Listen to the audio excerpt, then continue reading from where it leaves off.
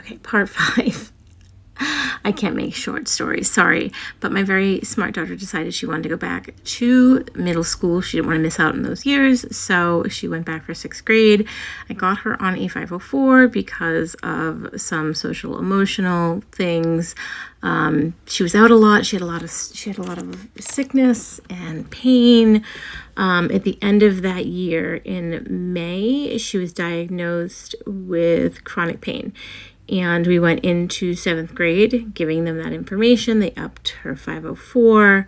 They made some accommodations for her. Overall, they were doing this pretty well.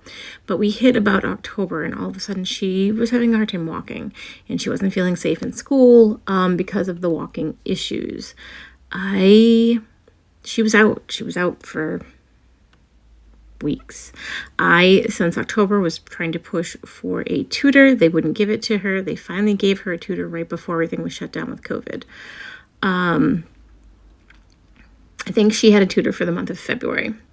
And then things shut down for COVID. And they called me into the school because I allowed them to speak to Boston Children's, who assured me that after some discussion that they would really only talk about where my daughter was and not their philosophy for chronic pain that I was not agreeing with, which was basically push the kid and make them do things that they can't do and tell them that, you just have to do it. I don't agree with that kind of parenting. I'm not an authoritarian.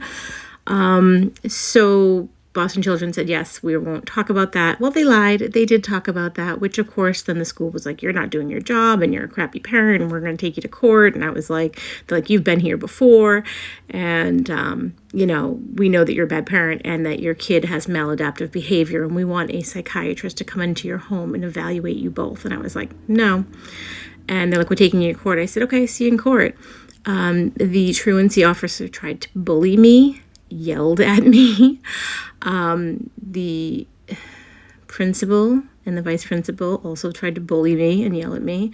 And I basically said to them, listen, you don't have chronically ill kids. This is a relatively rare pain disorder that you know nothing about.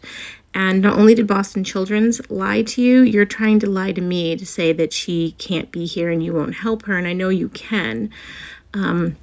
Eventually, I decided I was done with the school. I was done with the education system. And I said, they were like, well, we want you to sign this paper. And I said, no.